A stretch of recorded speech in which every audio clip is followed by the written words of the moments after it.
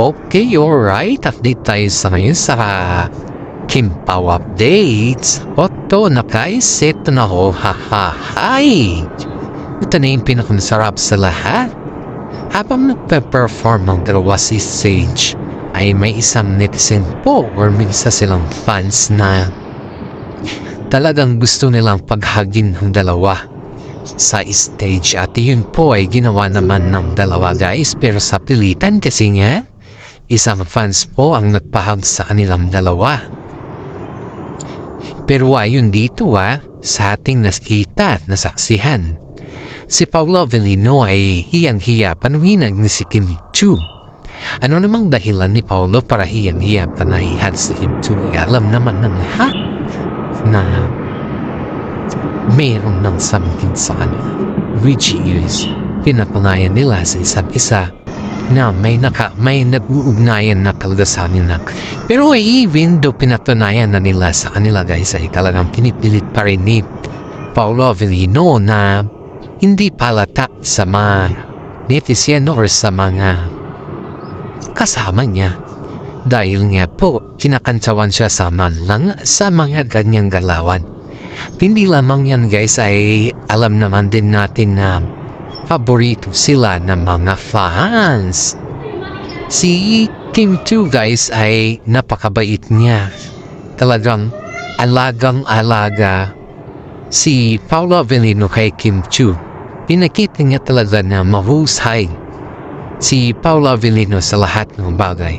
Pinakita niya talaga dun. At higit sa lahat ay talagang napabilib naman si Kim Chu sa kanya.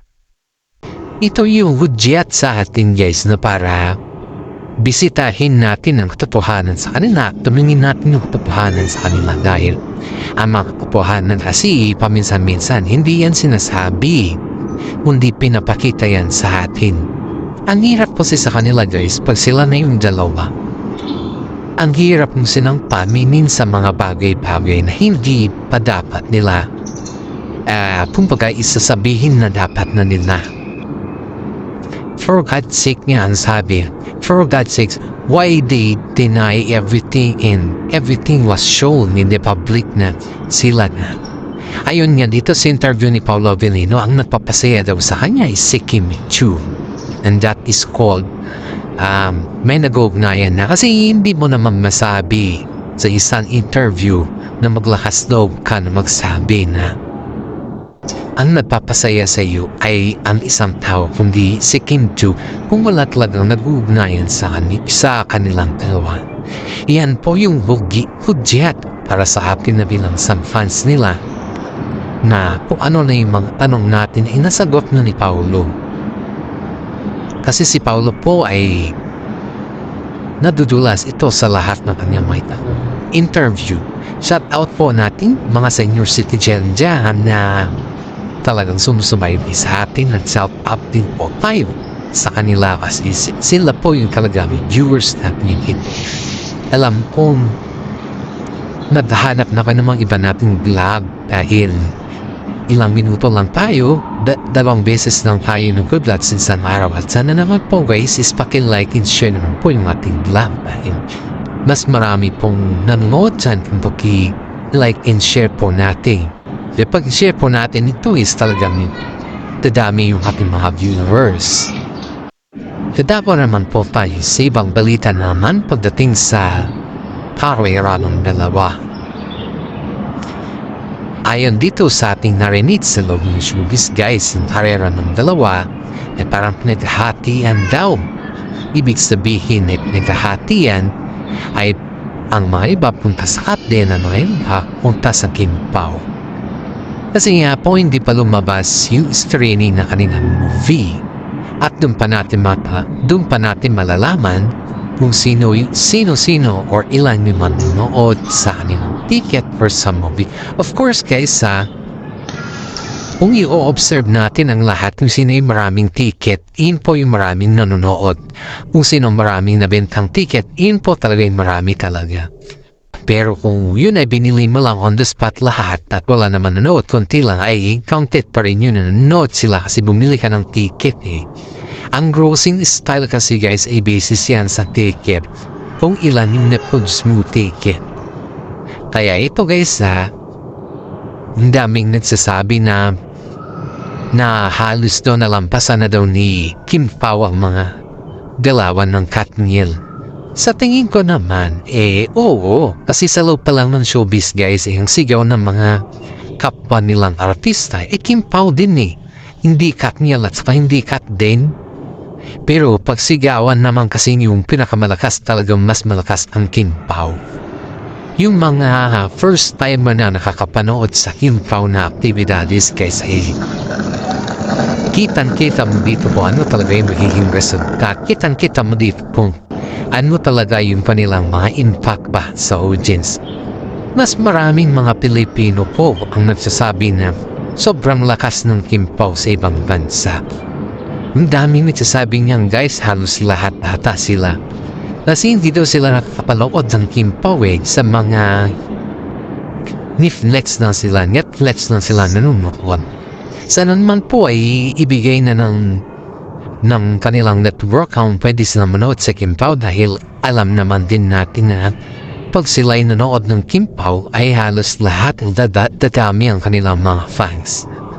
Marami dito sa Pilipinas po ang nagsasabi na worth it ang Kim Pao sa kanilang mga movie. Lalo na si Kim Chiu at si Paolo Avellino. Si Paolo po ay tumutulong po yan sa isa sa mga staff sa loob ng kanilang guys may nakapagsabi sa akin na isa sa mga staff o ng kumbaga is PA nila Paolo Avellino ang tinunuhan ni Paolo Avellino noon pa hanggang ngayon. Kasi naaawa doon sila sa PA dahil ang maliit daw ng sahod. And yet hindi naman siya humingi ng tulong guys. Pero hindi naman pinagdamot nila Paolo Avellino ang tumulong sa kanila. Kundi talagang tinulungan nila yung kapwa nilang nasa showbiz. Kasi ang hirap daw ng pinagdaan nun eh.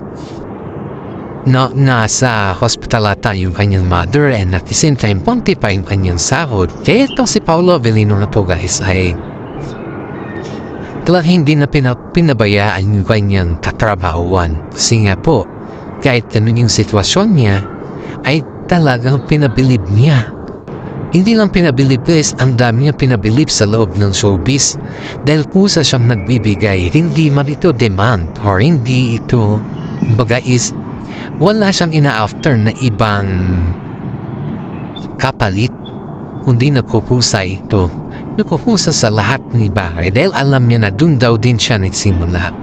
Sa mga tao din na ganon din daw siya nagsimula at alam din niya sa sarili niya na kung saan siya nagsimula ay kailangan din niyang tumulong dahil may tumulong din sa kanya. Kaya nga po napaganda yung kanyang career dahil sa mga tao tumulong din sa kanya. Alam niyo guys, si Paolo Avellino po ay may charisma siya or may mga something na parang maturity sa kanyang isip dahil hindi niya hinayaan yung kanyang staff na maghanap pa ng tulong sa mga iba. Kasi sipin mo siya na yung kusang pumulong siya na din yung isang voluntaryo sa lahat. So, the sense guys na dito mo makikita na may pusong mamon pa rin si Paolo Avellino kahit papaano.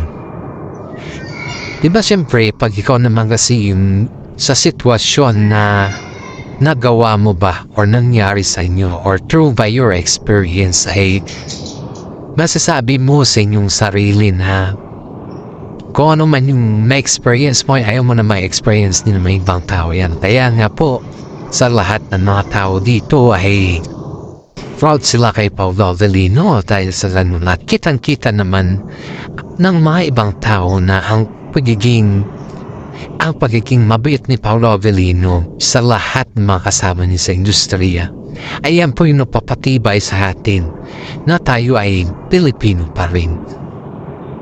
Si Pao po ay may ibang lahi yan, may ibang dugo po yan. Hindi siya puro Pilipino pero he's still like yung buong Pinoy ba? Dahil sa kanya mga charisma, pagalingan Netflix sa Latin, hindi siya madamot guys, talang binibigay niya sa priority. Pina-priority niya talaga yung mga tao na need ng tulong. Kaya maraming mga netizen po ang namangha sa kanya. At nabighani dahil bihira lang po yung gumagawa ng ganyan. Sa mga ibang artista guys, hindi nga po pinost ni Paolo Avellino na may tinulungan siyang ibang tao eh. Hindi niya pinost yun. Kundi guys ay isa siya sa mga tao na yung bang hindi niya pinapublic yung kanyang mga ginagawa even though ang daming nag-appreciate sa kanya. Nasasabi na napakabait niya. She just keep his performance na maging private pagdating sa tulong kasi nga pag yan kasi pinablik mo at may mga picture pa ang sabihin sa iyo is yung pinapublic mo yung pagtulong mo hindi bukal sa iyong lobian naman kasi guys ganyan naman kasi tayo eh. You know guys, yung mga karamihan niya dito is pag yung pinapublic mo yung pagtulong mo ba, sabihin sa'yo, hindi tama or ba't kailangan mo pang ipublic ang pagtulong mo. Eh may mga tao naman nakakita sa iyo. Yan yung mga tataga na ayaw ni Paolo at iniiwasan nila yan. Dahil nga alam naman ni Paolo kung ano yung taktika sa showbiz. Kaya nga po niya ito binaliwala at hindi na pinicturan hindi niya man lang yung sinabi na siya ay tumutulong sa kanya mga staff dahil ayaw niya mga issues na ganun. Ang gusto niya yung silent lang. I mean, it's not a silent. I mean, it's a private. Ganyan po si Paolo. Ganyan po siya ka mag-handle sa mga taong tinutulungan niya. Ayaw niya talagang sinasabi sa publiko eh. Gusto niya talaga private. Para sa iyo po guys, magkaroon ng kalinawanan ng lahat. Kaya nga po maraming mga netizen po ang namangha sa kanya at nagustuhan ang kanyang gali dahil sa mga pinapadama din niya at yun yung udyat sa atin na mahalin natin, tinangkap ka natin kahit may pera tayo sa ngayon and at the end po ay kung ano man yung iyong itinanin sa iyong kapwa, yan po din yung aanihin at the end of the day. Hindi naman po si Paolo yung nagsalita patungkol dito guys, kundi yung mga kasamahan nila dahil nakita nila na every time na may inaabot pala si Paolo kay ito sa staff nila, hindi na po natin kailangan banggitin kung sino or ano yung pangalan ng staff guys kasi it's privacy naman masyado po. Respeto natin yung privacy para sa lanon hindi po naman natin ipagkakait yung sinasabi ng mga iba pero respeto ba? Kailangan natin respetuhin sila. At dito guys, si Paolo Avellino kasi nagbibigay siya at nag-aabot siya ng pasekreto. Pero one time kasi parang may nakakita sa kanila sa loob din. Kasama din nila. Ang sabi nga ni Pa, wag na natin ilabas to. Kasi iyan ay tulong ko at hindi naman yan kailangan na ilabas pa. Kasi kusa ko naman yan ang ginagawa. And of course, may mga tao din na nagsabi na kailangan mo na sabihin o ilabas yan para malaman din ng mga kasama natin at para matulungan daw. Ang purpose pala nito guys is yung para matulungan nila si staff na to. Para sa ganun ay dumami yung tumulong sa kanya. Yun yung purpose. Yun yung purpose. Pero yung katunayan dito ay para sa ganun guys ay marami din yung usang tumulong kay ate yung sasama nila sa showbiz kasi staff na ito ay staff mismo kaya nga po kaya daw nila nilabas yun daw yung purpose ito kaya nila nilabas pero wala nang ibang purpose hindi yun lang kaya nga po marami mga netizen po ang namangha kung bakit nilabas sila ito sa ganun na purpose hindi po nila nilabas ito para sa yung sabihin na nagpapakitang gilas lang si Paolo Avellino at napapasikat para maragdagan yung kanyang mga views. Hindi po, wala pong ganun na stereo yung sa part ni Paolo Avellino. Kasi sabi nga ng management dapat daw na videohan nila. Dapat daw na-interview daw din si Paolo Avellino. Pero hindi guys, hindi nagpa-unlock si Paolo Avellino ng interview before guys before nung nalaman ng media na tumutulong si Paolo Avellino sa mga staff niya bahay.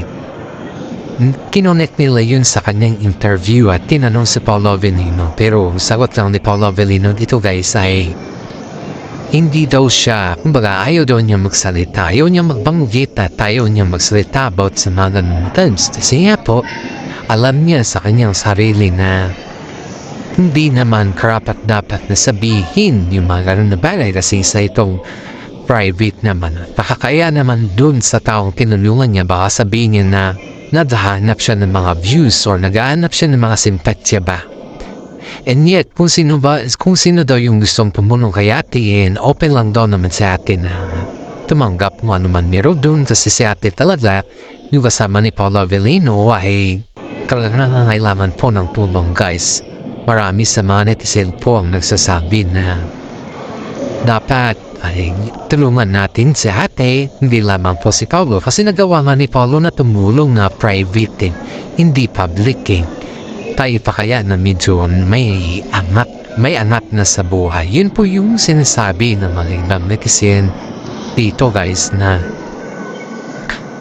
napapasalamat sila kay Paolo dahil nalaman nila yung nangyayari sa kanilang kasama. Di daw nila sukatakalain na ganun daw pala yung sitwasyon ni ate sa loob ng showbiz na may pinagdadaanan pala. Pero dahil kay Paolo, si Paolo daw yung tulay para malaman daw ng kasamaan ni Roots dun sa loob ng showbiz. And at the same time po ay very proud si Kim Chiu dito dahil nalaman niya na ganun yung karakter ng kanyang boyfriend. Hindi daw niya sukatakalain na mapapabilib niya si Paolo sa ganun na parang. Kasi ang alam daw niya kay Paolo is hindi siya yung tumutulong sa pero in a public way, pero hindi niya alam na in a privacy way din pala yung nagagawa sa kanya guys. Kaya marami dito ang napahangan niya talaga as in guys, pati yung mga kasama niya sa loob ng showbiz ay napahangan ni Paolo Avellino, lalong-lalo na si Ate Lakam. Nung nalaman ni Ate Lakam ito guys ay talagang nabighani siya sa kalambot ng puso ni Paolo Avellino. At hanggang dito na lang po yung ating YouTube channel. Sana naman magustuhan ninyo.